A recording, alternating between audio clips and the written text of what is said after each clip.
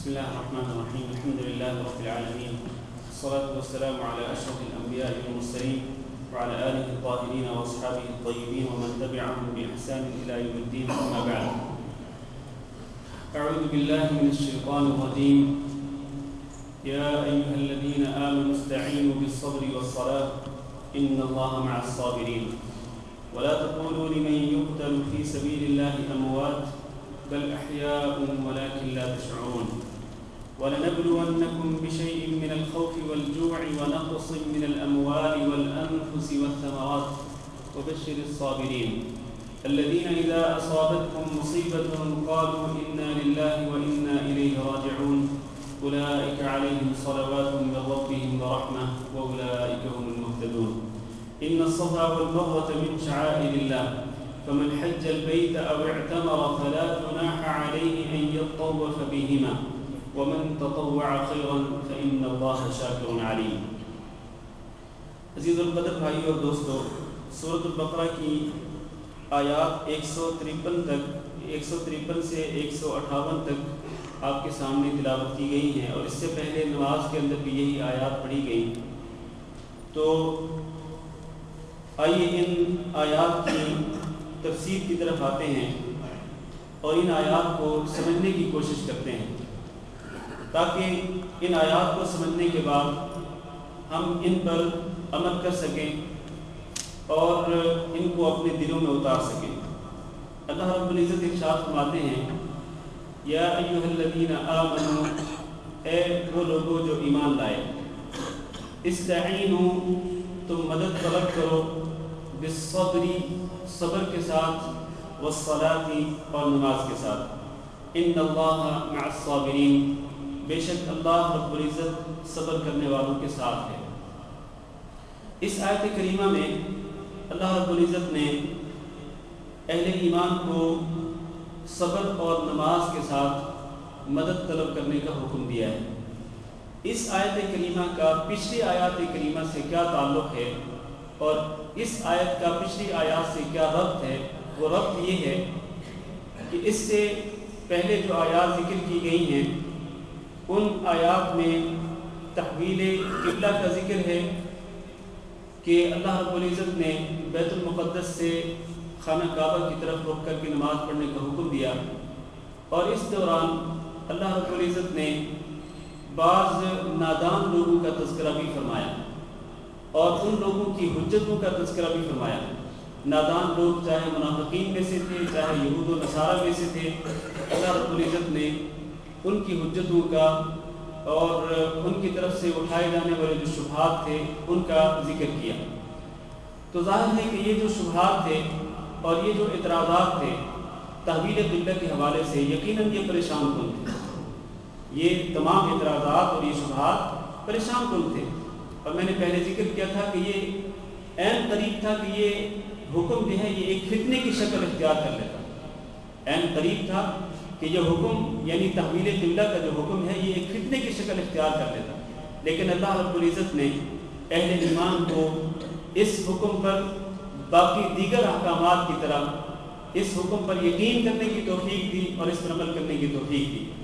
تو اس طرح کی جب پریشانی آتی ہیں اور اس طرح کی جب آزمائشیں آتی ہیں تو ان آزمائشوں میں اور ان پریشانیوں میں اہل ایمان کا طرز عمل کیا ہونا چاہیے وہ اللہ رب العزت نے یہاں ذکر کیا ہے کہ جب اس قسم کی پریشانیاں آئیں اور دشمنوں کی طرف سے آپ پر تابڑ توڑ حملے کیے جائیں اور آپ پر اعتراضات کیے جائیں، آپ کے خلاف شبہات پیدا کیے جائیں، تو پھر آپ کیا کریں؟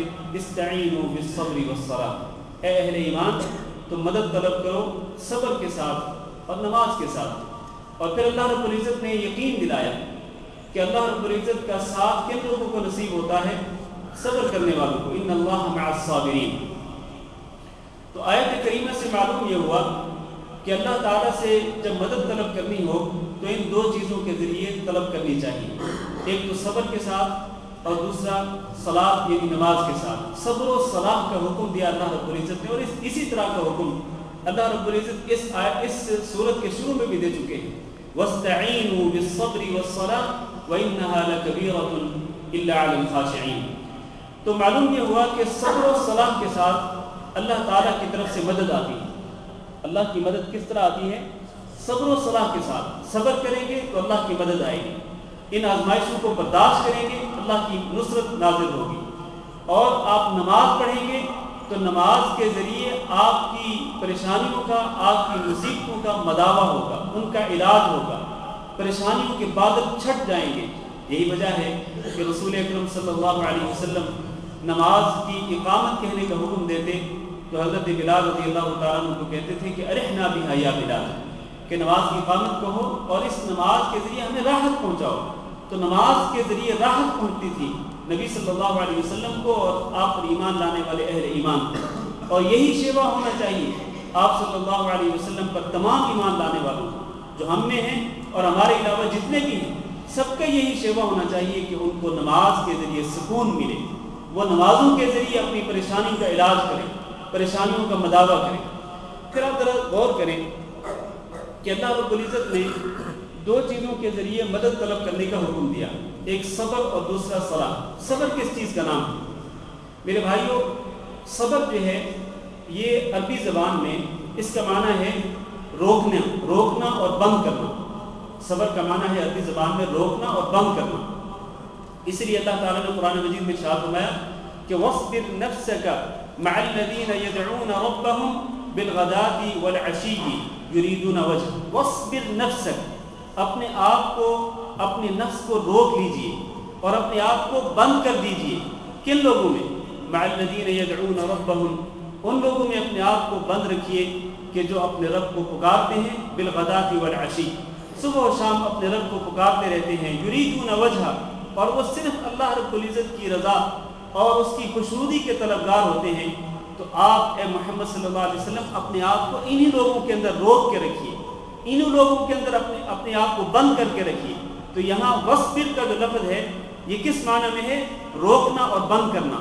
تو یہ جو صبر ہے جس کا اللہ تعالیٰ نے حکم دیا ہے کہ اس صبر کے ساتھ آپ مدد طلب کریں، اس صبر سے مراد کیا ہے؟ اہل علم نے اسی صبر کی لغوی تعریف کو سامنے رکھتے ہوئے اس کی جو ڈیفینیشن کی ہے، صبر کی جو تعریف کی ہے وہ کیا ہے؟ اہل علم کہتے ہیں کہ صبر کا معنی ہے حبس النفس عن الجزع وحبس اللسان عن الشکوى وحبس الجوارح عن التشویش، کہ آپ تین چیزوں کو روک کے رکھیں۔ وہ تین چیزیں کیا ہیں؟ فرمایا حبس النفس عن الجزع، ایک اپنے آپ کو روک کے رکھیں۔ کس بات سے؟ کہ جب کوئی پریشانی آئے، کوئی مصیبت آئے، کوئی آزمائش آئے تو پھر جزع، گھبراہٹ اور پریشانی کے اظہار نہ کریں، کنٹرول میں رکھیں اپنے آپ کو۔ جزع حبس النفس عن الجزع، جزع فضا کرنے سے، گھبراہٹ اور پریشانیوں کا اظہار کرنے کی بجائے آپ اپنے آپ کو روک کے رکھیں، ان پریشانیوں کو، مصیبتوں کو برداشت کریں۔ ایک تو اپنے آپ کو کنٹرول میں رکھیں، ایک دوسرا وحبس اللسان عن الشکوى، اپنی زبان پر حرف شکایت نہ لائیں۔ کئی لوگوں کو آپ نے دیکھا ہوگا کہ جب ان پر کوئی مصیبت، کوئی آزمائش، کوئی پریشانی نازل ہوتی ہے تو وہ اللہ رب العزت کا شکوہ کرنا شروع کر دیتے ہیں کہ اللہ تعالیٰ نے مجھ سے کس چیز کا بدلہ لینا ہے کہ میرے اوپر یہ مصیبت آ گئی۔ فرض کریں اگر کسی کا کوئی بیٹا بچپن میں ہی، کم سن بچہ فوت ہو جائے تو پھر ان کو اتنا صدمہ ہوتا ہے، اور یقیناً صدمہ ہوتا ہے ہر انسان کو، تو صدمے میں بے صبری کا مظاہرہ کرتے ہوئے کہتے ہیں کہ یہ تو پھول جیسا بیٹا تھا، معصوم سا بیٹا تھا، اس کو اللہ تعالیٰ نے لے کے کیا کرنا تھا، اور اگر یہ زندہ رہ جاتا کچھ عرصہ اور، کچھ سال اور اگر یہ زندہ رہ جاتا تو اس سے اللہ تعالیٰ کو کیا نقصان ہونا تھا۔ اس طرح مطلب ہے کہ حرف شکایت اپنی زبان پہ لاتے ہیں۔ تو صبر کا تقاضا کیا ہے کہ ایک تو اپنے آپ کو کنٹرول میں رکھیں، روک کے رکھیں اپنے آپ کو، پریشانی کا اظہار نہ کریں، گھبراہٹ کا اظہار نہ کریں، جزا فضا نہ کریں۔ دوسرا اپنی زبان پہ حرف شکایت نہ لائیں۔ تیسرا وحبس الجوارح عن التشویش، اپنے اعضاء کو روک کے رکھیں کہ اعضاء کے ذریعے مثلا اپنے چہرے پر تھپڑ مت رسید کریں، اپنا گریبان مت پھاڑیں، کیونکہ جو لوگ آپ کو معلوم ہے بے صبرے ہوتے ہیں، بے صبری کا مظاہرہ کرتے ہیں تو پریشانی اور مصیبت کے وقت وہ اپنا گریبان پھاڑنا شروع کر دیتے ہیں اور اپنے منہ سے وہ چیخ و پکار کرنا شروع کر دیتے ہیں، اور پھر وہ سینہ کو بھی کرتے ہیں، ماتم کرتے ہیں، جبکہ رسول اکرم صلی اللہ علیہ وسلم کے ارشاد گرامی ہے کہ من لطم الخدود وشق الجیوب، ودعا بدعوى الجاہلیہ فلیس منا، کہ جو شخص گریبان پھاڑے اور اپنے رخساروں پر تھپڑ رسید کرے مصیبت کے وقت، واویلا کرے، اور دعا بدعوى الجاہلیہ، جاہلیت میں جس طرح لوگ واویلا کرتے تھے، ماتم کرتے تھے، اس طرح کی یہ واویلا کرے، فرمایا لیس منا، اس کا ہم سے کوئی تعلق نہیں۔ گویا رسول اکرم صلی اللہ علیہ وسلم اس شخص سے اور جو اعمال یہ کر رہا ہے اس سے اپنی براءت اور لا تعلقی کا اظہار کر رہے ہیں، اپنی بیزاری کا اعلان کر رہے ہیں کہ ہمارا اس سے کوئی تعلق نہیں ہے اور اس کا ہم سے کوئی تعلق نہیں۔ کس کا؟ کہ جو بیماری، کہ جو مصیبت کے وقت، پریشانی کے وقت وہ اس طرح واویلا کرتا ہے اور اپنے گریبان کو پھاڑتا ہے اور اپنے رخساروں پر تھپڑ رسید کرتا ہے، تو یہ چیز جو ہے یہ صبر کے خلاف ہے۔ لہذا صبر کن تین چیزوں کا نام ہے؟ وہ ان تین چیزوں کا نام ہے کہ اپنے آپ کو کنٹرول میں رکھیں، اپنی زبان پر حرف شکایت نہ لائیں، اور تیسرا یہ ہے کہ اپنے جسمانی اعضاء کو بھی کنٹرول میں رکھیں اور ان کے ذریعے نہ سینہ کو بھی کریں، نہ ماتم کریں اور نہ واویلا کریں اور نہ چیخ و پکار کریں، بلکہ مکمل طور پر صبر و تحمل کا مظاہرہ کریں۔ اس کو کہتے ہیں صبر۔ اور آپ کو یہ معلوم ہونا چاہیے کہ جس صبر کے ساتھ اللہ رب العزت نے مدد طلب کرنے کا حکم دیا ہے یہ وہ صبر ہے کہ جس کا قرآن مجید کے اندر 90 سے زیادہ مرتبہ ذکر کیا گیا ہے، 90 سے زیادہ مرتبہ۔ اس سے آپ اس کی اہمیت کا اندازہ لگا سکتے ہیں۔ کہیں اللہ رب العزت صبر کرنے کا حکم دیتے ہیں، فاصبر کما صبر اولو العزم من الرسل، نبی صلی اللہ علیہ وسلم کو حکم مل رہا ہے کہ آپ صبر کیجیے۔ کس طرح؟ کما صبر اولو العزم من الرسل، جس طرح اولو العزم پیغمبروں نے صبر کا مظاہرہ کیا، آپ بھی اے محمد صلی اللہ علیہ وسلم اسی طرح صبر کا مظاہرہ کریں۔ اور کہیں اللہ تعالیٰ اہل ایمان کو خطاب کر کے فرماتے ہیں، یا ایھا الذین آمنوا اصبروا وصابروا ورابطوا واتقوا اللہ لعلکم تفلحون، اے اہل ایمان تم صبر کرو اور صابروا، پابندی دکھلاؤ۔ یہ نہیں کہ مصیبت آئے، کوئی پریشانی آئے، کوئی آزمائش آئے تو پھر تم رونا دھونا شروع کر دو اور رونا پیٹنا شروع کر دو، واویلا کرنا شروع کر دو۔ پابندی دکھلاؤ۔ ورابطوا واتقوا اللہ لعلکم تفلحون، جہاد کے لیے تیاری کرو، اللہ تعالیٰ سے ڈرتے رہو، شاید کہ تم کامیابی پاؤ۔ کامیابی پانے کے لیے اہل ایمان کو اللہ رب العزت نے صبر کرنے کا اور پابندی دکھلانے کا حکم دیا ہے۔ اور کہیں اللہ رب العزت صبر کرنے والوں کی تعریف کرتے ہیں، کہیں اللہ رب العزت اہل ایمان کی صفات کے ضمن میں صبر کا ذکر کرتے ہیں، اور کہیں اللہ رب العزت یوں بھی ارشاد فرماتے ہیں کہ واللہ یحب الصابرین، اللہ تعالیٰ صبر کرنے والوں سے محبت کرتا ہے۔ کہیں اللہ تعالیٰ یوں بھی ارشاد فرماتے ہیں کہ انما یوفی الصابرون اجرهم بغیر حساب، کہ صبر کرنے والوں کو ان کا اجر و حساب بغیر حساب کے دیا جائے گا۔ اور کہیں اللہ رب العزت جنت الفردوس کا ذکر کرتے ہیں، اور اللہ فرماتے ہیں کہ جنت الفردوس میں جانے والے لوگوں کو جنت الفردوس میں کیوں بھیجا جائے گا؟ اس لیے کہ انہوں نے دنیا کے اندر صبر و تحمل کا مظاہرہ کیا تھا۔ خلاصہ یہ ہے کہ صبر و تحمل کی اسلام کے اندر نہایت تاکید کی گئی ہے۔ کسی طرح کی آزمائش ہو، کسی طرح کی پریشانی ہو، ہر آزمائش اور ہر پریشانی میں انسان کو صبر و تحمل کا مظاہرہ کرنا چاہیے۔ اگر صبر و تحمل کا مظاہرہ کرے گا تو اللہ تعالیٰ کی طرف سے مدد آئے گی۔ ان اللہ مع الصابرین، اللہ تعالیٰ صبر کرنے والوں کے ساتھ ہوتا ہے، یعنی اللہ تعالیٰ پھر مدد کرتا ہے۔ اللہ تعالیٰ صبر کرنے والوں کو بے یار و مددگار نہیں چھوڑتا ہے۔ اور اس کے بہت سارے واقعات موجود ہیں، رسول اکرم صلی اللہ علیہ وسلم نے کس طرح صبر کیا، آپ صلی اللہ علیہ وسلم کے صحابہ کرام نے کس طرح مصائب اور پریشانیوں میں صبر کیا، اور پھر ان لوگوں نے کس طرح دیکھا، اپنی آنکھوں سے مشاہدہ کیا کہ اللہ تعالیٰ صبر کے بدلے میں کس طرح اپنے انعامات کی بارش کرتا ہے، کس طرح اللہ تعالیٰ احسانات سے نوازتا ہے، اپنی آنکھوں سے انہوں نے مشاہدہ کیا۔ لہٰذا ہمیں بھی صبر و تحمل کا مظاہرہ کرنا چاہیے۔ دوسری چیز جس کا اللہ تعالیٰ حکم دیتے ہیں کہ اس کے ساتھ بھی تم اللہ کی مدد طلب کرو، وہ صلاۃ، یعنی نماز۔ اگر آپ نمازیں پڑھتے رہیں گے، پابندی کے ساتھ پانچوں نمازوں کو قائم رکھیں گے اور ان کے فرائض، ان کے واجبات، ان کی شروط، ان کے آداب کے ساتھ ان نمازوں کو قائم کریں گے تو اللہ کی مدد آئے گی، اور آپ کی پریشانیوں پر جو بادل امڑ رہے ہیں وہ بادل چھٹ جائیں گے، وہ بادل دور چلے جائیں گے، آپ کو سکون نصیب ہوگا۔ اور یہ جو چیز ہے کہ جب آپ کسی پریشانی میں مبتلا ہوں، کسی پریشانی میں گھرے ہوئے ہوں، عین اس وقت نماز پڑھیں تو اللہ کی مدد آتی ہے۔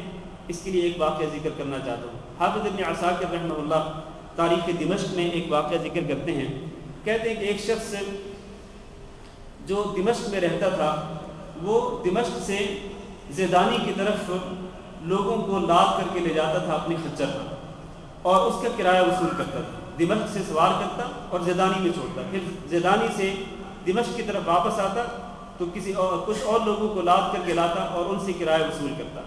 وہی اسی شخص نے واقعہ بیان کیا کہ میں ایک مرتبہ ایک شخص کو لے کر کے چلا, راستے میں جا رہے تھے کہ اس نے یہ کہا, وہ یہ کہتا ہے کہ میں اپنے اسی راستے سے جا رہا تھا جس راستے سے عموماً جاتا تھا اور آتا تھا, تو اس نے کہا کہ نہیں آپ اس راستے سے نہ جائیں, فلاں راستے سے جائیں. سواری والے شخص نے کہا کہ دیکھیں میں اکثر و بیشتر آتا جاتا رہتا ہوں اور یہ راستہ میرا واقف ہے, میں اس راستے سے واقف ہوں, تو اگر اس راستے سے جائیں گے جس سے آپ کہہ رہے ہیں تو یہ راستہ دور پڑے گا اور یہ دشوار گزار راستہ بھی ہے, یہی آسان ترین راستہ اور یہی سب سے مختصر راستہ ہے. اس نے ضد کی, کہتے کہ میں نے اس کی ضد کی بنا پر اسی کا راستہ اختیار کر لیا. جاتے جاتے آخرکار ایک بہت ہی گہری وادی آ گئی اور اس وادی میں جانے کا راستہ بڑا ہی دشوار گزار راستہ تھا. لیکن وہ کہتا ہے کہ جیسے ہی ہم اس وادی میں داخل ہوئے تو میں وہاں پر ایک خوفناک منظر دیکھتا ہوں. خوفناک منظر کیا تھا کہ وہاں پر بہت سارے لوگوں کی لاشیں پڑی ہوئی. یہ شخص جیسے ہی, چونکہ یہ بغل پہ سوار تھا, کھچر پہ سوار تھا, اور یہ شخص کہتا ہے کہ میں اس کی نگید پکڑے آگے جا رہا تھا. جیسے ہی یہ وادی میں داخل ہوا تو نیچے اترا اور اپنے ہاتھ میں چھری لے کر کے میرے اوپر حملہ آور ہوا. یہ کہتا ہے کہ میں اپنی جان کو بچانے کی خاطر آگے کی طرف دوڑ پڑا. اب میں آگے اور وہ میرے پیچھے. آگے جا کر جب وہ باز نہیں آیا, کہتا ہے کہ میں دوڑتے دوڑتے میں نے اس کو بار بار دہائی دی. میں نے کہا کہ میری جان چھوڑ دو. میں نے یہ بھی اس کو کہا کہ یہ میرا سامان بھی تم لے لو, یہ میرا بغل بھی لے لو, بس میری جان بخش دو. اس نے کہا کہ نہیں, یہ ساز و سامان تو میرا ہے ہی, یہ بغل بھی, اس پر بھی میں ہی قبضہ کروں گا, لیکن تجھے نہیں چھوڑوں گا. اس نے کہا کہ چلو تم اگر مجھے مارنے کے در پہ ہی ہو تو مجھے صرف 2 رکعت نماز پڑھنے کی مہلت دے دو. اس نے کہا ٹھیک ہے, جلدی پڑھو. یہ شخص کہتے ہیں میں نے نماز پڑھنا شروع کیا. اب نماز میں وہ کہتے ہیں اس قدر میں خوف زدہ تھا, اس قدر اس دشمن کا, ظاہر ہے کہ وہ میری جان لینے کے در پہ ہے, تو اس قدر خوف زدہ تھا کہ زبان پہ کچھ آ ہی نہیں رہا کہ میں کیا پڑھوں. اور ادھر وہ ساتھ کھڑا ہے اور وہ کہہ رہے کہ جلدی نماز ختم کرو. اچانک کہتے ہیں کہ اللہ رب العزت نے میری زبان پر ایک آیت جاری کر دی, اور وہ آیت کیا ہے؟ وہ آیت ہے امن یجیب المضطر اذا دعاہ ویکشف السوء ویجعلکم خلفاء الارض االہ مع اللہ. وہ کون ہے کہ جس کو ایک لاچار اور ایک مجبور آدمی پکارے تو کون ہے جو اس کی فریاد رسی کرتا ہے؟ ویکشف السوء, اور اسے آنے والی مصیبت سے بچا لیتا ہے, وہ کون ہے؟ الہ مع اللہ, کہ اللہ کے ساتھ کوئی اور الہ بھی ہو سکتا ہے کہ جو اس طرح کی پریشانیوں سے نجات دے سکے. کہتا ہے کہ میں نے بس یہی آیت پڑھی, پھر میں کیا دیکھتا ہوں, سامنے سے وادی کی طرف سے ایک گھوڑ سوار نمودار ہوتا ہے, وہ برق رفتاری کے ساتھ اور بجلی کی سی تیزی کے ساتھ وہ آتا ہے, اور اس کے ہاتھ میں ایک تیر ہوتا ہے. وہ آتے ہی وہ تیر اس کو مارتا ہے, وہ تیر اس کے سینے میں پیوست ہو جاتا ہے اور وہ مر جاتا ہے. یہ شخص کہتا ہے کہ میں نے اس گھوڑ سوار سے اللہ کا واسطہ دے کر کے پوچھا بتلاؤ تم کون ہو اور کہاں سے آئے ہو؟ کہنے لگا میں وہ ہوں, مجھے اس ذات نے بھیجا ہے کہ جس کے بارے میں تم یہ کہہ رہے تھے کہ وہ کون ہے کہ جو ایک مجبور کی فریاد رسی کرتا ہے, اور کون ہے کہ جو اس طرح کی مصیبت سے نجات دیتا ہے. مجھے اس ذات نے بھیجا ہے اور میں اللہ کی طرف سے آیا ہوں اور تمہاری اس فریاد پر تمہاری فریاد رسی کرنے کے لیے آیا ہوں.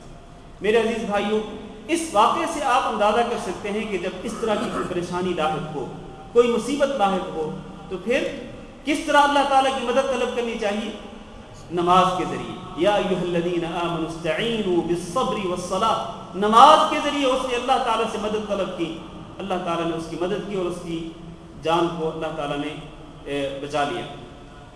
اس کے بعد اللہ تعالیٰ فرماتے ہیں وَلَا تَقُولُوا لِمَن يُقْتَلُ فِي سَبِيلِ اللَّهِ أَمْوَاتٌ, اور تم مت کہو لمن یقتل فی سبیل اللہ, ان لوگوں کے بارے میں کہ جو اللہ کے راستے میں شہید کر دیے جاتے ہیں, ان کو مردہ مت کہو, بل احیاء, بلکہ وہ زندہ ہیں, ولکن لا تشعرون, اور لیکن تم نہیں سمجھتے ہو, تمہیں شعور نہیں ہے کہ ان کی زندگی کس طرح کی ہے. میرے عزیز بھائیوں, اس آیت کریمہ میں اللہ رب العزت نے شہداء کے بارے میں ارشاد فرمایا کہ شہداء کو مردہ نہ کہا کرو، لا تقولوا لمن يقتل في سبيل الله اموات، مردہ نہ کہو ان کو، بلکہ احیاء، یہ زندہ ہیں، لیکن ان کی زندگی کس نوعیت کی ہے؟ لا تشعرون، تمہیں اس کا شعور نہیں ہے۔ اس آیت کریمہ سے جو بات معلوم ہوتی ہے وہ یہ ہے کہ شہداء شہادت کا درجہ حاصل کرنے کے بعد بھی زندہ ہوتے ہیں، لیکن ان کی زندگی کس نوعیت کی ہوتی ہے؟ یہ وہ نوعیت، اس نوعیت کی زندگی ہے کہ جس کا ہمیں شعور نہیں ہے، ہمیں اس زندگی کا شعور نہیں ہے، وہ زندگی برزخی زندگی ہے۔ اور اسی آیت سے ہی آپ یہ مسئلہ بھی سمجھ لیں کہ کوئی بھی شخص جو فوت ہو جاتا ہے، چاہے وہ شہید ہو، چاہے وہ طبعی موت مرے، اور چاہے وہ مرنے والا انسان ولی ہو، چاہے وہ بزرگ ہو، چاہے وہ امام ہو، چاہے وہ حتیٰ کہ نبی کیوں نہ ہو، وہ شخص فوت ہونے کے بعد برزخی زندگی کی طرف چلا جاتا ہے، اس کا دنیا سے تعلق ختم ہو جاتا ہے، اور وہ برزخی زندگی میں زندہ ہوتا ہے، لیکن کس طرح؟ لا تشعرون، ان کی زندگی کا تمہیں شعور نہیں ہوتا۔ میرے بھائیو، آج کل بہت سارے لوگ یہ سمجھتے ہیں کہ یہ انبیاء، یہ صالحین، یہ شہداء، یہ بزرگان دین، یہ ائمہ اور یہ اولیاء کرام، یہ جب فوت ہوتے ہیں تو فوت ہونے کے بعد بھی اسی طرح زندہ رہتے ہیں جس طرح دنیا کے اندر زندہ ہوتے ہیں، اور یہ بات سراسر غلط ہے، قرآن مجید کی اس آیت کے سراسر خلاف ہے۔ اور میرے بھائیوں، جب شہداء جن کو اللہ رب العزت نے بہت بڑا درجہ دیا، اور آپ کو معلوم ہے کہ ان شہداء کو اللہ تعالیٰ کتنا بڑا درجہ دیتا ہے، رسول اکرم صلی اللہ علیہ وسلم نے ارشاد فرمایا کہ شہداء کی جب روحیں نکلتی ہیں تو یہ روحیں کہاں چلی جاتی ہیں؟ جنت کے پرندوں کے، جنت میں جو سبز رنگ کے پرندے ہوتے ہیں، ان سبز رنگ کے پرندوں کے پیٹوں میں یہ روحیں چلی جاتی ہیں۔ پھر یہ پرندے کیا کرتے ہیں؟ جنت کے پرندے جو ہیں یہ جنت میں جہاں چاہتے ہیں جاتے ہیں، سیر و سیاحت کرتے ہیں، اور پھر عرش باری تعالیٰ کے ساتھ جو قندیلیں لٹکی ہوئی ہیں ان قندیلوں پر آ کر کے بیٹھ جاتے ہیں۔ سیر و سیاحت، جنت کی سیر و سیاحت کرنے کے بعد یہ واپس لوٹتے ہیں تو عرش باری تعالیٰ کے ساتھ لٹکی ہوئی قندیلوں کے پاس آ کر کے بیٹھ جاتے ہیں، ان قندیلوں میں آ کر کے بیٹھ جاتے ہیں، اور انہی پرندوں کے پیٹوں کے اندر ان شہداء کی روحیں ہوتی ہیں۔ میرے بھائیوں، اتنا بڑا مقام ان شہداء کا، اتنا بڑا مقام ان شہداء کا، لیکن پھر بھی اللہ رب العزت ان کے بارے میں کہہ رہے ہیں کہ بل احیاء ولکن لا تشعرون، تمہیں ان کی زندگی کا شعور نہیں ہے کہ ان کی زندگی کس قسم کی ہے۔ جب ان شہداء کی زندگی کا ہمیں شعور نہیں ہے تو پھر شہداء سے کم تر جو لوگ ہیں، یہ بزرگان دین ہوں، ائمہ کرام ہوں یا اولیاء کرام ہوں، ان کی جو برزخی زندگی ہے ہمیں اس کا شعور کس طرح ہو سکتا ہے؟ اس کا شعور ہمیں ہرگز نہیں ہو سکتا ہے۔ اس لیے ہمارا یہ عقیدہ ہے کہ جو بھی اس دنیا سے چلا گیا، چاہے وہ نبی ہو، صحابی ہو، بزرگ ہو، ولی ہو، پیر ہو، مرشد ہو، جو بھی اس دنیا سے چلا گیا، اس کو اس دنیا سے جانے کے بعد نہیں پکارا جا سکتا۔ اس کو پکارنا بہت بڑا گناہ ہے، بلکہ شرک اکبر ہے۔ حتیٰ کہ نبی صلی اللہ علیہ وسلم کو بھی پکارنا اس نیت سے کہ آپ صلی اللہ علیہ وسلم آپ صلی اللہ علیہ وسلم وفات پانے کے بعد آپ اپنی امت کے لوگوں کی مدد کر سکتے ہیں، اس طرح مدد کے لیے آپ صلی اللہ علیہ وسلم کو پکارنا شرک اکبر ہے۔ اللہ تعالیٰ نے قرآن مجید میں ارشاد فرمایا ومن اضل، آیت کریمہ پہ ذرا غور کیجیے، سورۃ الاحقاف کے پہلے صفحے میں آیت موجود ہے، ومن اضل ممن يدعو من دون الله من لا يستجيب له الى يوم القيامة وهم عن دعائهم غافلون۔ اس شخص سے بڑا گمراہ کون ہو سکتا ہے کہ جو اللہ کے سوا اس کو پکارے کہ جو قیامت تک اس کی پکار کا جواب ہی نہیں دے سکتا۔ وهم عن دعائهم غافلون، اور یہ جن کو پکار رہے ہیں وہ تو ان کی پکار سے ہی غافل ہیں، ان کو پتہ ہی نہیں ہے کہ ان کو کوئی پکار رہا ہے۔ اور لوگوں کا نظریہ کیا ہوتا ہے؟ لوگوں کا نظریہ یہ ہوتا ہے کہ چونکہ یہ زندہ ہیں تو جس طرح دنیا کے اندر یہ پکار سنتے تھے، جس طرح یہ دنیا کے اندر لوگوں کی مدد کرتے تھے، اسی طرح مرنے کے بعد بھی یہ مدد کر سکتے ہیں، جبکہ اللہ تعالیٰ نے واضح طور پر ارشاد فرما دیا ان تدعوہم لا يسمعوا دعاءکم، اگر آپ ان کو پکارو گے تو یہ آپ کی پکار کو سننے والے نہیں، ولو سمعوا، اور اگر یہ سن بھی لیں، مستجابوا لکم، تو یہ تمہاری بات کا جواب نہیں دینے والے۔ وما انت بمسمع من فی القبور، آپ اے محمد صلی اللہ علیہ وسلم آپ ان کو نہیں سنا سکتے جو قبروں کے اندر ہو۔ اور میرے بھائیوں ذرا ٹھنڈے دل کے ساتھ سوچو کہ اگر امام الانبیاء حضرت محمد صلی اللہ علیہ وسلم قبر والوں کو نہیں سنا سکتے تو پھر میں اور آپ کس طرح سنا سکتے ہیں کسی بھی قبر والے کو؟ تو اللہ تعالیٰ فرماتے ہیں بل احیاء ولکن لا تشعرون، یہ جو اللہ کے راستے میں شہید کر دیے جاتے ہیں، یہ مرنے کے بعد، شہید ہونے کے بعد یہ زندہ ہوتے ہیں، لیکن زندگی کس قسم کی ہے؟ یہ برزخی زندگی ہے، اور برزخی زندگی وہ زندگی ہے جو ہماری آنکھوں سے اوجھل ہے، ہم اس کی حقیقت کو نہیں سمجھتے ہیں، ہم اس برزخی زندگی پر اس طرح ایمان لاتے ہیں جس طرح اللہ رب العزت نے یا اللہ کے رسول صلی اللہ علیہ وسلم نے اس زندگی کے بارے میں بتلا دیا، اس کے بارے میں آگاہ کر دیا، ہم اس چیز پر ایمان رکھتے ہیں، ہمیں اس چیز پر پورا یقین ہے۔ لیکن جو چیز اللہ اور اللہ کے رسول نے بیان نہیں کی برزخی زندگی کے متعلق، ہم سمجھتے ہیں کہ وہ ہماری آنکھوں سے اوجھل ہے، ہم اس کے بارے میں اپنی رائے سے، اپنی طرف سے کوئی بھی بات نہیں کر سکتے۔ اس کے بعد اللہ تعالیٰ فرماتے ہیں وَلَنَبْلُوَنَّكُمْ بِشَيْءٍ مِّنَ الْخَوْفِ، اور ہم ضرور ضرور تمہیں آزمائیں گے۔ وَلَنَبْلُوَنَّكُمْ، اس میں بھی دو تاکیدیں ہیں، ایک لام تاکید اور دوسری نون تاکید۔ لَنَبْلُوَنَّكُمْ، ہم تمہیں ضرور آزمائیں گے، یعنی یقینی طور پر تمہارے اوپر آزمائشیں آئیں گی۔ کس قسم کی؟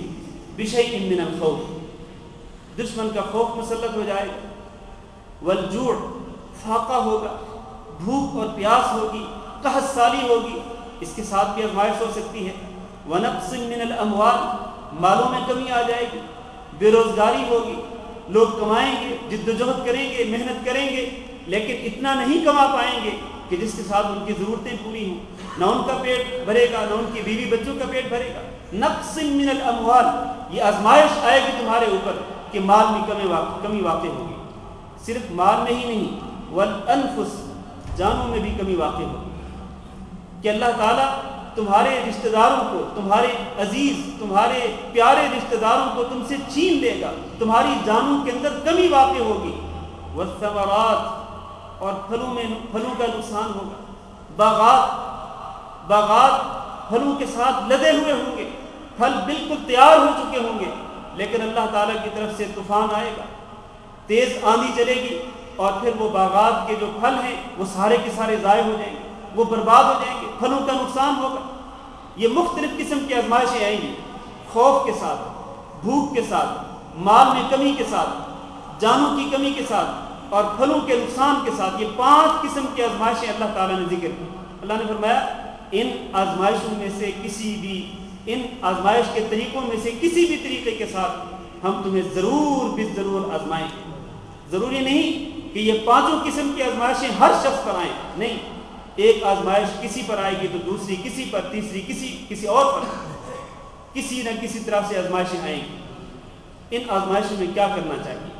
اللہ نے فرمایا وَبَشِّرِ الصَّابِرِينَ، آزمائشیں ضرور آئیں گی، لیکن آپ ان صبر کرنے والوں کو بشارت دے دیجئے، خوشخبری سنا دیجئے کہ الَّذِينَ إِذَا أَصَابَتْهُمْ مُصِيبَةٌ، کہ جب ان میں سے کسی ایک پر اس طرح کی مصیبتوں میں سے کوئی مصیبت آئے گی، قالوا، تو یہ کہیں گے اِنَّا لِلَّهِ وَإِنَّا إِلَيْهِ رَاجِعُونَ، ہم تو خود اللہ تعالیٰ کے لیے ہیں اور اللہ تعالیٰ کی طرف لوٹنے والے ہیں۔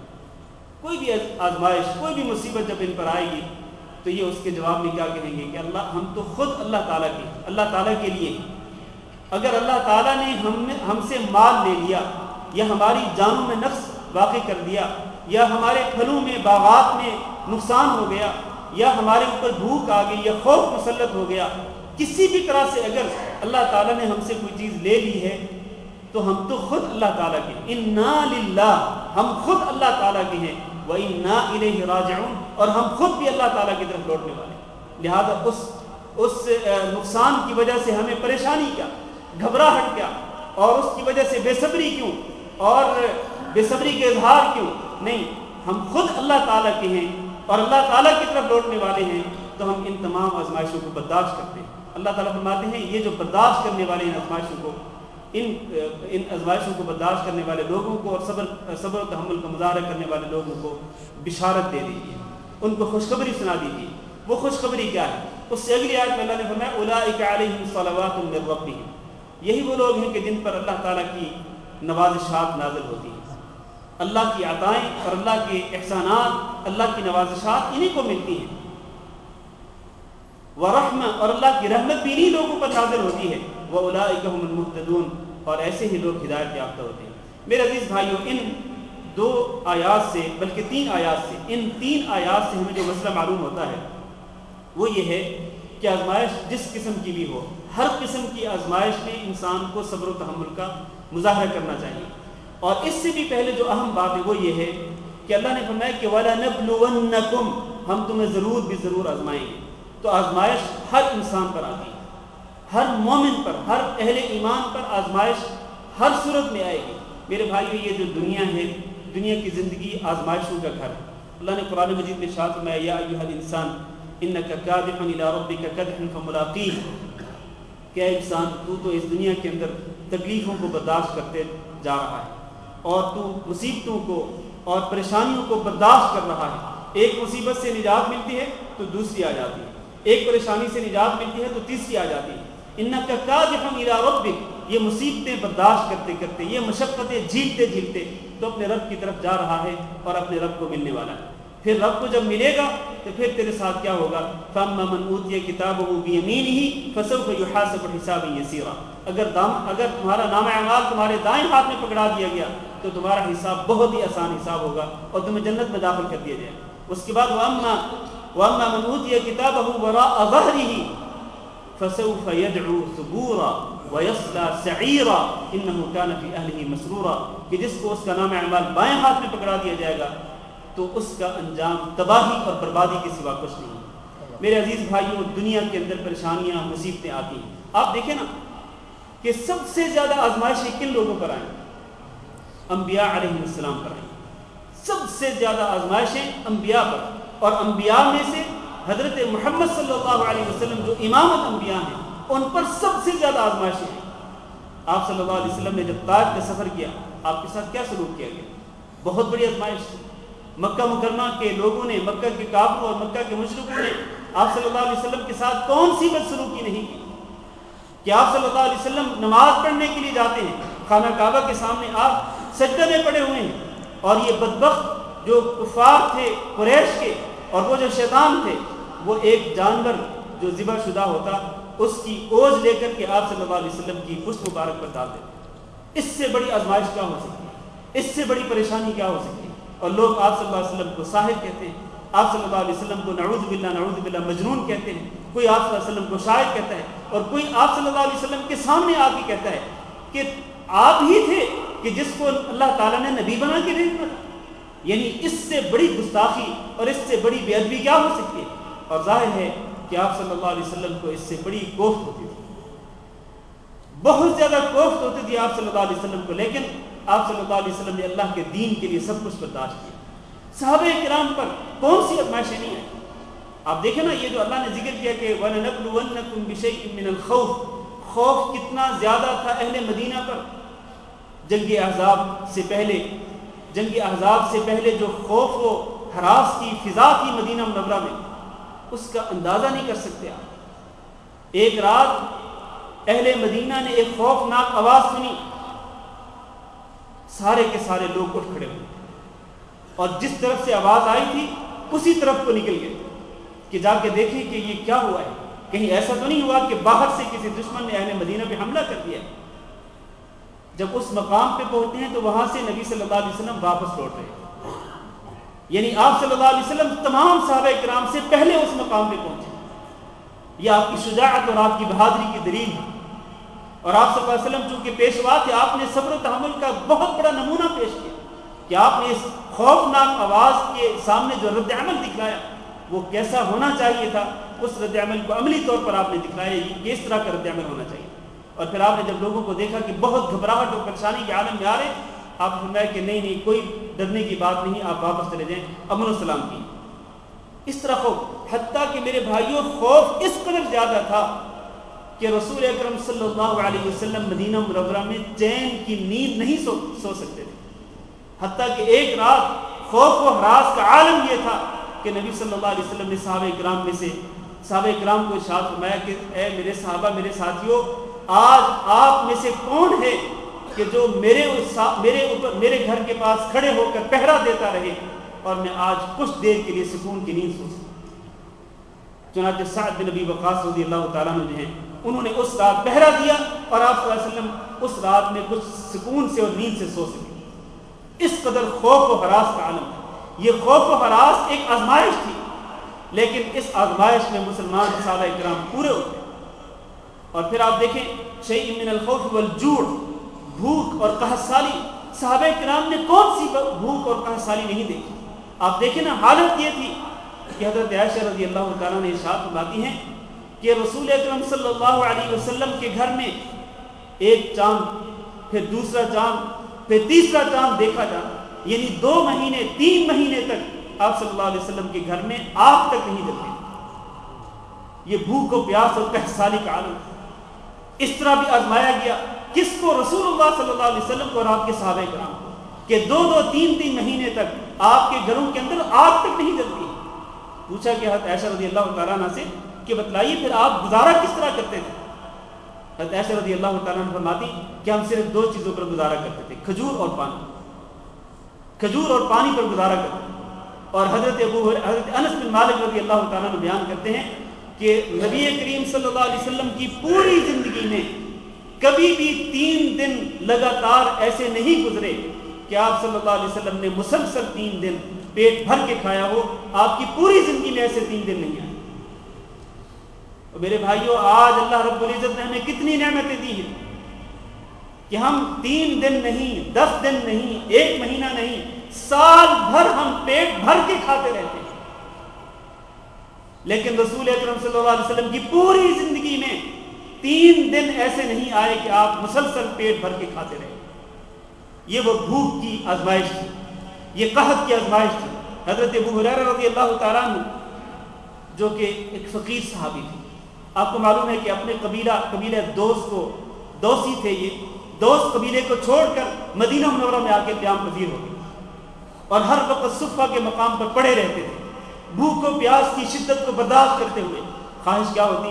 یہ خواہش ہوتی تھی کہ نبی کریم صلی اللہ علیہ وسلم اپنے حجرے مبارکہ سے مسجد نبی میں تشریف لائیں، آپ جو بھی ارشاد فرمائیں آپ کی حدیث کو اپنے سینے میں اتار لیں۔ اس خواہش کے پیش نظر بھوک و پیاس کی شدت کو برداشت کرتے رہتے، حتیٰ کہ بعض اوقات اپنے پیٹ پر پتھر باندھتے۔ بیان کرتے ہیں کہ ایک مرتبہ میں اسی طرح بھوک و پیاس کے عالم میں تھا، شدت بھوک و پیاس کی اتنی زیادہ تھی کہ میں برداشت نہیں کر سکا، آخر کار مسجد سے باہر نکلا کہ شاید مدینے کی گلیوں اور مدینے کے راستوں میں کوئی بندہ مل جائے اور مجھے کھانا کھلانے کے لیے اپنے گھر لے جائے۔ کہتے عمر رضی اللہ تعالیٰ عنہ سے ملاقات ہو گئی، انہوں نے میری حالت دیکھی لیکن شاید انہیں میری حالت کا اندازہ نہیں ہوا۔ آخر کار میں نے ان سے ایک سوال کر ہی لیا، میں نے کہا وہ جو اللہ تعالیٰ نے قرآن مجید میں ارشاد فرمایا کہ وَيُطْعِمُونَ الطَّعَامَ عَلَى حُبِّهِ مِسْكِينًا وَيَتِيمًا وَأَسِيرًا، اللہ تعالیٰ نے جو مومنوں کی صفت بیان کی ہے کہ محبت کے باوجود یہ کھانا کھلاتے ہیں مسکین کو بھی، یتیم کو بھی، قیدی کو بھی۔ کہتے ہیں میں نے عمر رضی اللہ تعالیٰ عنہ سے کہا کہ عمر بن خطاب رضی اللہ تعالیٰ عنہ، یہ جو آیت ہے قرآن مجید کے اندر، اس آیت کا مفہوم کیا ہے؟ عمر بن خطاب رضی اللہ تعالیٰ عنہ ان کے ساتھ بیٹھ کے کہنے لگے یہ جو آیت ہے اس کا مفہوم یہ، مفہوم سمجھا کر چلے گئے۔ اور اصل جو مراد تھی ابو ہریرہ رضی اللہ تعالیٰ عنہ کو وہ سمجھ نہ سکے۔ کہتے ہیں کہ پھر میں ادھر ادھر گھومتا پھرتا رہا، کچھ بھی نہیں ملا اور کسی نے مجھے کھانے کے لیے دعوت نہیں دی۔ کہتے ہیں کہ آخر کار بھوک اور پیاس کی شدت کی وجہ سے ہوا کیا کہ میں بے ہوش ہو کر گر پڑا۔ اتفاق سے رسول اکرم صلی اللہ علیہ وسلم کا وہاں سے گزر ہوا تو دیکھا کہ میں بے ہوش ہو کر گرا ہوا۔ آپ صلی اللہ علیہ وسلم میرے پاس آئے، آپ نے مجھے اٹھایا اور میرا ہاتھ پکڑ کے اپنے گھر میں لے گئے۔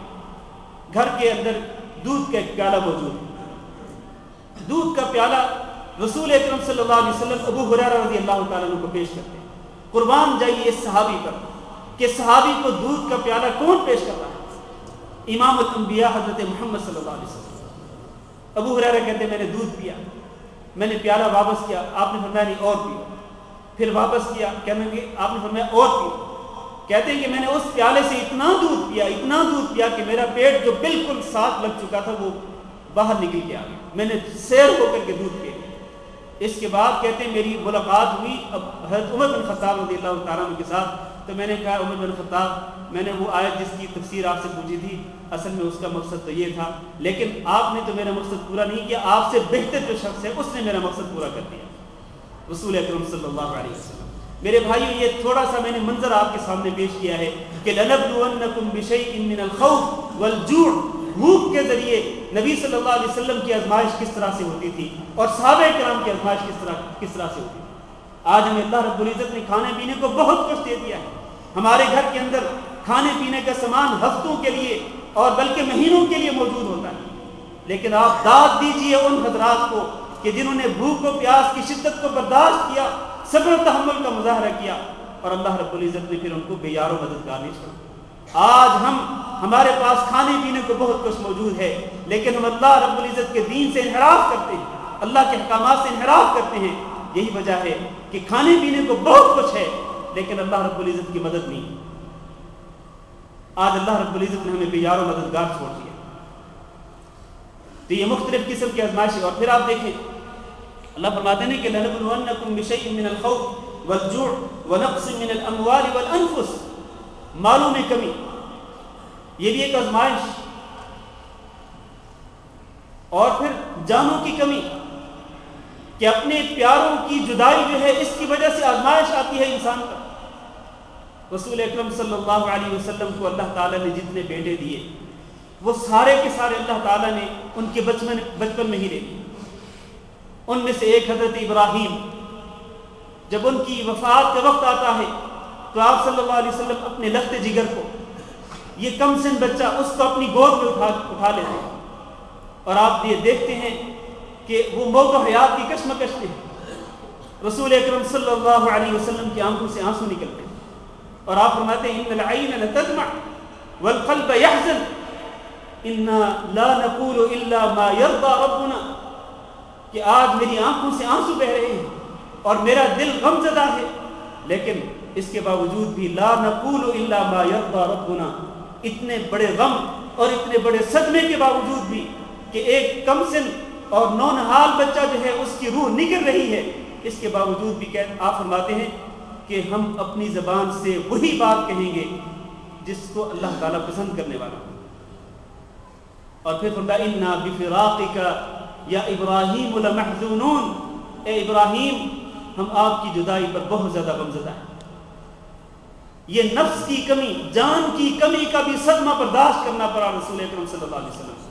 اس سے پہلے آپ کی پیاری بیوی حضرت خدیجہ رضی اللہ تعالیٰ عنہا فوت ہوئی، اس کی وجہ سے کتنا صدمہ ہوا رسول اکرم صلی اللہ علیہ وسلم۔ میرے بھائیوں، یہ جانوں کی اور پیاروں کی جدائی جو ہے اس کا صدمہ بہت بڑا صدمہ ہوتا ہے۔ وہ حدیث میں ہے نا کہ ایک شخص، ایک صحابی جو اپنے ایک چھوٹے سے بیٹے کے ساتھ رسول اللہ صلی اللہ علیہ وسلم کی مجلس میں آتا تھا، تو آپ صلی اللہ علیہ وسلم اس کو دیکھتے تھے کہ اس نے اپنے ایک کم سن بچے کو اٹھایا ہوا ہے۔ انشاءاللہ بات ختم کرتا ہوں۔ تو آپ فرماتے تھے کہ کیا تمہیں اپنے اس بیٹے کے ساتھ محبت ہے، بڑا پیار ہے؟ وہ کہتا ہاں اللہ کے رسول بڑا پیار ہے مجھے اس بیٹے سے، بہت محبت ہے۔ ایک عرصہ گزرا اور یہ شخص جو ہے اس نے آپ صلی اللہ علیہ وسلم کی مجلس میں آنا چھوڑ دیا۔ رسول اکرم صلی اللہ علیہ وسلم نے پوچھا کہ وہ فلاں صحابی کہاں ہے جو اپنے ساتھ ایک چھوٹے سے بچے کو لایا کرتا تھا، اب وہ مجلس میں نظر نہیں آ رہا، کہاں ہے وہ؟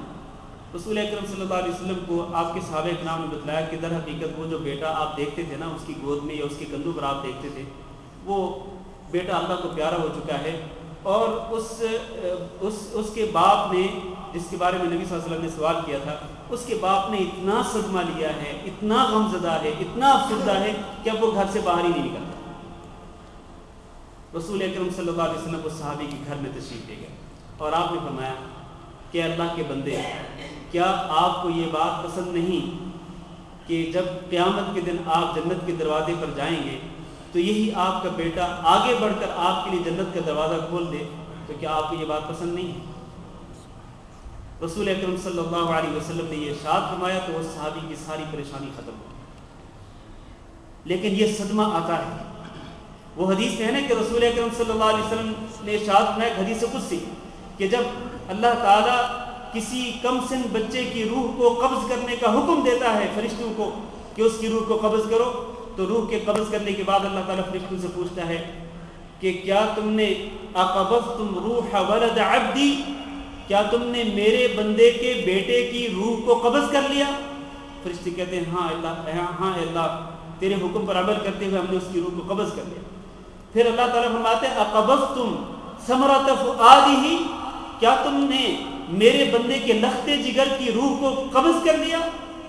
فرشتے کہتے ہیں ہاں اللہ کے رسول، ہم نے آپ کے بندے کے لختے جگر کی روح کو قبض کر لیا۔ اللہ تعالیٰ پوچھتا ہے کہ میرے بندے نے کیا کہا تھا؟ جب میرے بندے کے بیٹے کی روح کو قبض کیا تھا تم نے، تو میرے بندے کی زبان پہ کیا آیا تھا، اس نے کیا کہا تھا؟ تو فرشتے کہتے ہیں کہ اے اللہ، تیرے بندے نے تیرا شکرانہ ادا کیا اور انا للہ و انا الیہ راجعون پڑھا۔ اللہ تعالیٰ فرماتے ہیں کہ جاؤ جنت میں اس کے لیے ایک گھر بنا دو اور اس کا نام رکھ دو بیت الحمد، شکرانے کا گھر، کہ بیٹے کی جدائی پر اتنے بڑے صدمے اور اتنی بڑی آزمائش کے بعد بھی اس نے اللہ رب العزت کا شکرانہ ادا کیا اور اس نے انا للہ و انا الیہ راجعون پڑھا۔ اس کے لیے جنت میں ایک گھر بنا دو اور اس کا نام ہی بیت الحمد رکھ دو۔ میرے عزیز بھائیوں، یہ جتنی بھی آزمائشیں آتی ہیں، ان تمام کی تمام آزمائشوں میں انسان کو صبر و تحمل کا مظاہرہ کرنا چاہیے۔ ایک حدیث سنیے اور اسی پر انشاءاللہ میں درس ختم کرتا ہوں۔ حضرت ام سلمہ رضی اللہ تعالیٰ عنہ بیان کرتی ہیں کہ رسول اکرم صلی اللہ علیہ وسلم نے ارشاد فرمایا ما من مسلم تصیبہ مصیبۃ فیقول ما امرہ اللہ، کوئی بھی مسلمان جس پر کوئی مصیبت آئے اور مصیبت کے وقت وہ کہے اپنی زبان سے جس کا اس کو حکم دیا گیا۔ کس بات کا حکم دیا گیا مصیبت کے وقت؟ کہ زبان سے کیا کہے؟ انا للہ و انا الیہ راجعون۔ فرمایا رسول اکرم صلی اللہ علیہ وسلم نے کہ جب کسی بھی مسلمان بندے پر کوئی بھی مصیبت آئے اور وہ بات کہے جس کا اس کو حکم دیا گیا، یعنی انا للہ و انا الیہ راجعون پڑھے، اور اس کے ساتھ ایک اور دعا کرے اللہم اجرنی فی مصیبتی واخلف لی خیرا منہا، تو اس کا ثمرہ کیا ہوتا ہے؟ اللہ تعالیٰ اس سے بہتر چیز اس کو عطا کر دیتا ہے۔ ام سلمہ رضی اللہ تعالیٰ نے کہتی ہیں یہ حدیث تو میں نے سن رکھی تھی رسول اکرم صلی اللہ علیہ وسلم کی، ہوا یہ کہ میرے خاوند ابو سلمہ فوت ہو گئے۔ اب یہ حدیث میں نے سن رکھی تھی تو میں نے یہ دعا بھی پڑھی، انا للہ و انا الیہ راجعون بھی پڑھا، اللہم اجرنی فی مصیبتی واخلف لی خیرا منہا بھی پڑھا، لیکن میرے دل میں یہ بات تھی کہ ابو سلمہ سے بہتر کون ہو سکتا ہے؟ یہ جو اللہ کے رسول نے فرمایا کہ جو شخص اس طرح پڑھے گا یہ دعا تو اس مصیبت سے یا اس آزمائش سے بہتر چیز اللہ تعالیٰ عطا کر دے گا، تو ابو سلمہ تو چلے گئے، ان پر موت آ گئی، ان سے بہتر کون ہو سکتا ہے؟ لیکن کچھ عرصے کے بعد پتہ چلا کہ رسول اکرم صلی اللہ علیہ وسلم نے ام سلمہ کی طرف نکاح کا پیغام بھیج دیا۔ کہتی ہیں اس وقت مجھے یقین ہوا کہ یہ حدیث واقعتاً سچی حدیث ہے، کیونکہ وہ ابو سلمہ سے یقینی طور پر رسول اکرم صلی اللہ علیہ وسلم بہتر تھے، تو ان کی وفات کے وقت میں نے صبر اور تحمل کا مظاہرہ کیا تو اللہ تعالیٰ نے ان سے بہتر خامد نصیب کر دیا۔ انا للہ و انا الیہ راجعون پڑھنے کا یہ فائدہ میرے بھائی، اسی لیے اللہ تعالیٰ نے فرمایا اولئک علیہم صلوات من ربہم ورحمہ واولئک هم المہتدون، ایسے ہی لوگ جو ہیں جو اس طرح صبر و تحمل کا مظاہرہ کرتے ہیں اللہ تعالیٰ کی نوازشیں ان پر نازل ہوتی ہیں، اللہ تعالیٰ کی رحمتوں کی بارش بھی انہی لوگوں پر ہوتی ہے اور یہی لوگ ہدایت یافتہ ہیں۔ اللہ تعالیٰ سے دعا کرتے ہیں کہ اللہ رب العزت ہم سب کو اپنی رحمتوں سے نوازے اور اپنی احسانات سے نوازے، اور اللہ تعالیٰ ہم سب کو ہدایت یافتہ لوگوں میں شامل فرمائے، اور اللہ تعالیٰ دنیا کے اندر ہر قسم کی آزمائش سے ہم سب کو محفوظ رکھے۔ آزمائش آئے تو پھر اللہ تعالیٰ صبر کرنے کی بھی توفیق دے۔ اللہم اغفر لنا ذنوبنا وارحمنا، اللہم اغفر لنا وللمؤمنین والمؤمنات وللمسلمین والمسلمات، اللہم انا نسألک العفو والعافیہ والمعافاة الدائمة في الدنيا والآخرة، سبحان ربك رب العزة عما يصفون وسلام على المرسلين والحمد لله رب العالمين۔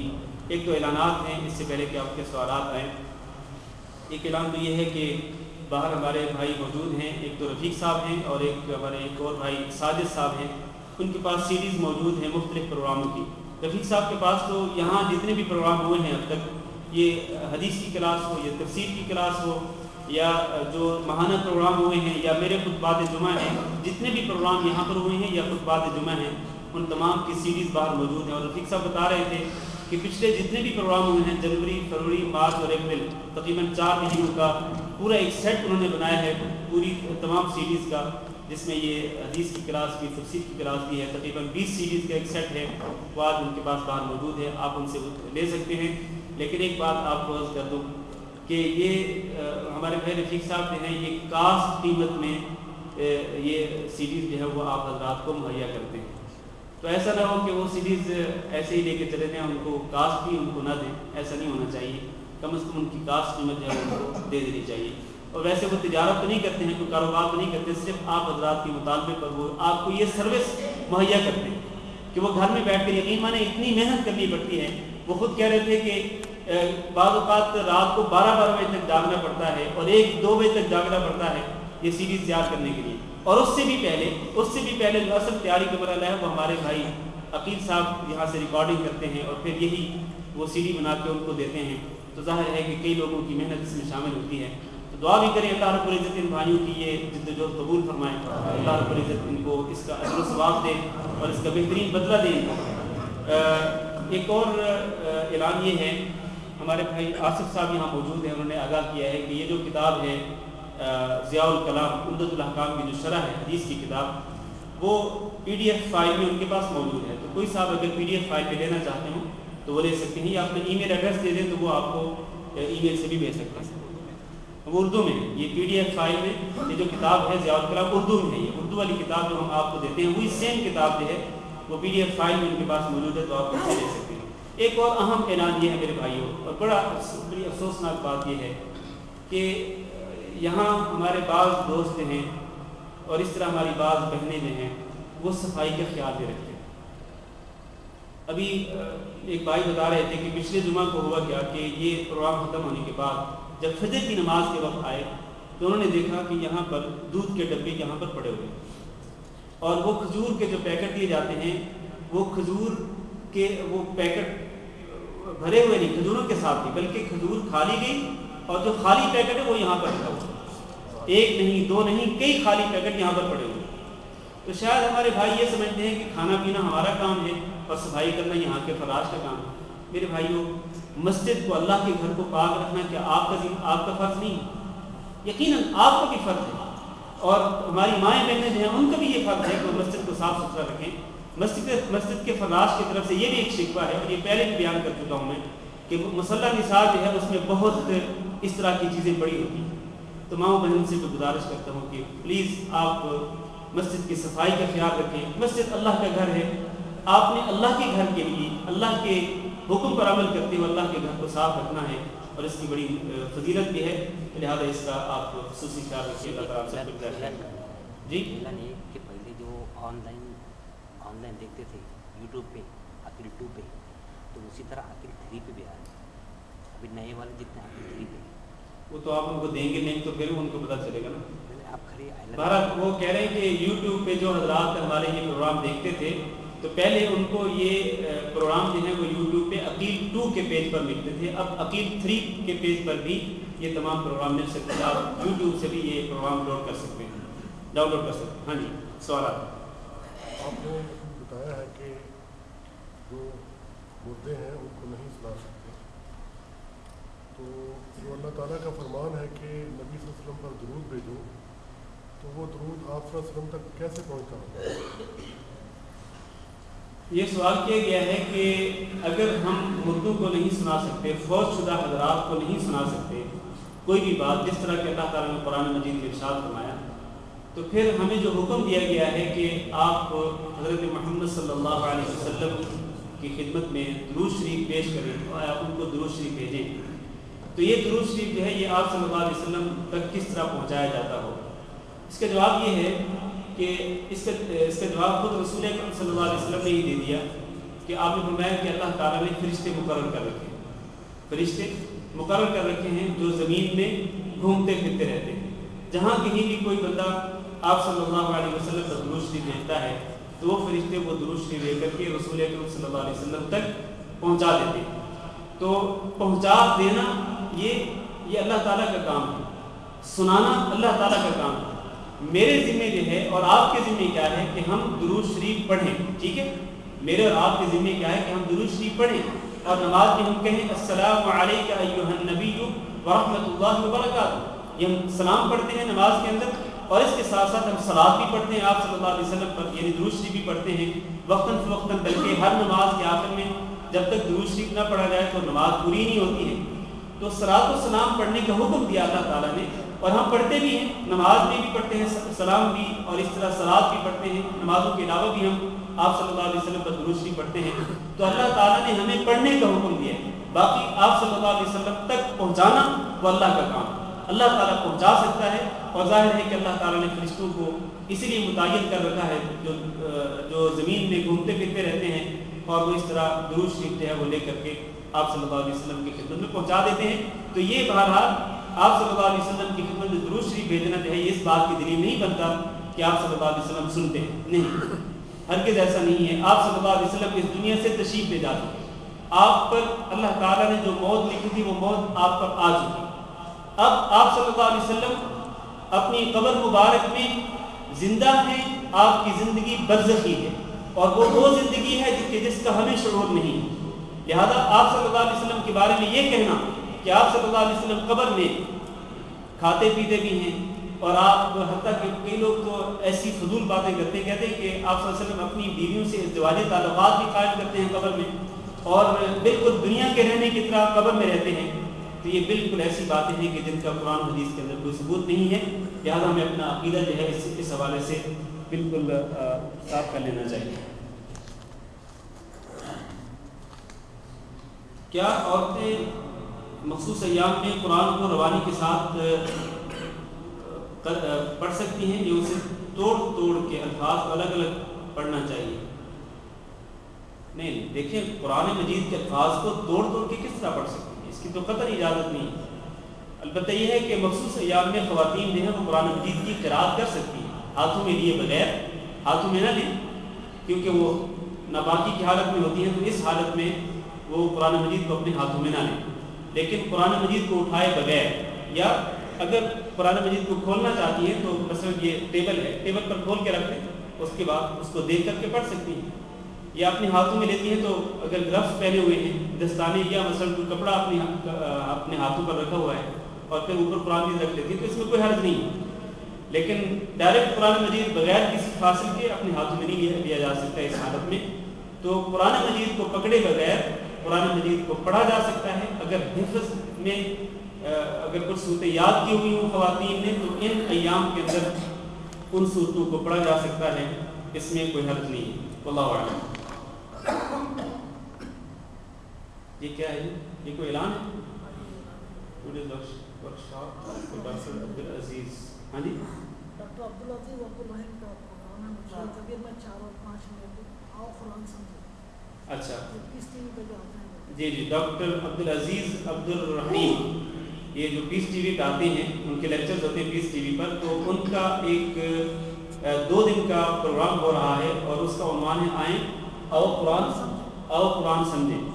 تو یہ کہاں ہے؟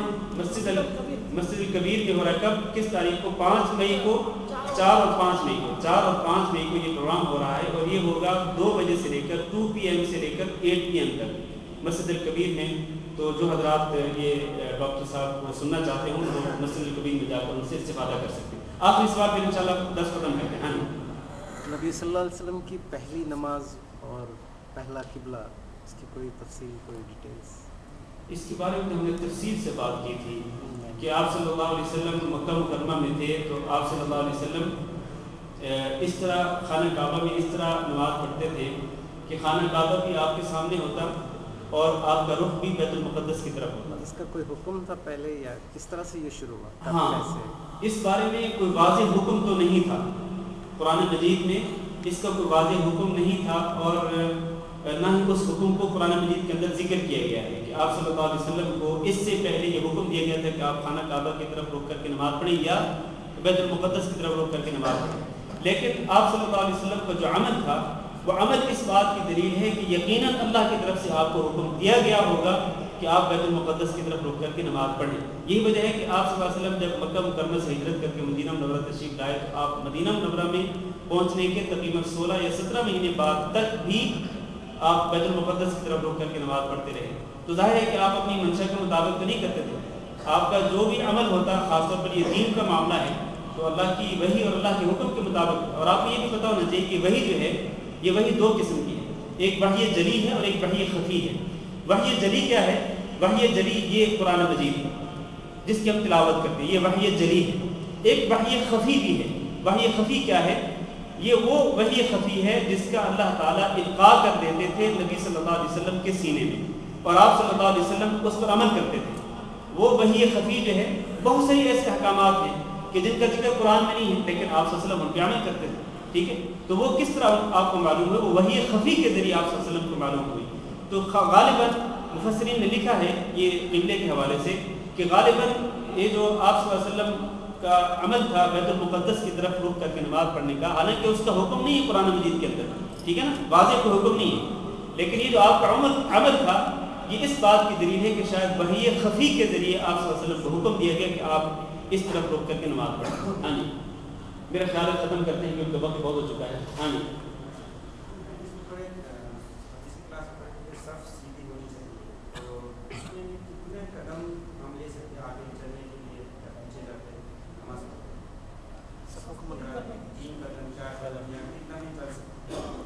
یعنی صف کو مکمل کرنے کے لیے صف کو مکمل کرنے کے لیے 2-4 قدم اگر آپ کو چلنا پڑے تو کوئی حرج نہیں ہے. فرض کریں آپ پچھلی صف میں ہیں, ٹھیک ہے, اور آپ اگلی صف میں دیکھتے ہیں کہ خالی جگہ ہے, تو آپ اس خلا کو پر کرنے کے لیے اگر آپ پچھلی صف سے چل کے آگے آتے ہیں تو کوئی حرج نہیں, 2-3 قدم آپ کو چل کے آنا پڑے گا تو اس میں کوئی حرج نہیں. ہاں جی, یہی سوال تھا نا آپ کا؟ نہیں, ترتیب تو یہی ہے نا کہ آپ جب صف میں دیکھیں کہ خالی جگہ ہے تو اس خالی جگہ کو پر کرنے کی کوشش کریں.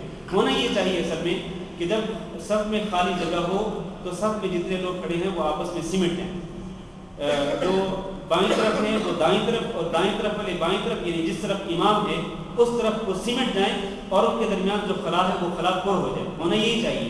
لیکن اگر اس طرح نہ ہو اور آپ دیکھ رہے ہیں کہ آپ کے سامنے صف کے اندر خالی جگہ پڑی ہے تو آپ پچھلی صف سے چل کے اگلی صف میں چلے جاتے ہیں خلا کو پر کرنے کے لیے 2-3 قدم, جس میں کوئی حرج نہیں. جزاکم اللہ خیر. اسی پر ختم کرتے ہیں کیونکہ وقت ختم ہو چکا ہے. بارک اللہ فیک. جزاکم اللہ خیر.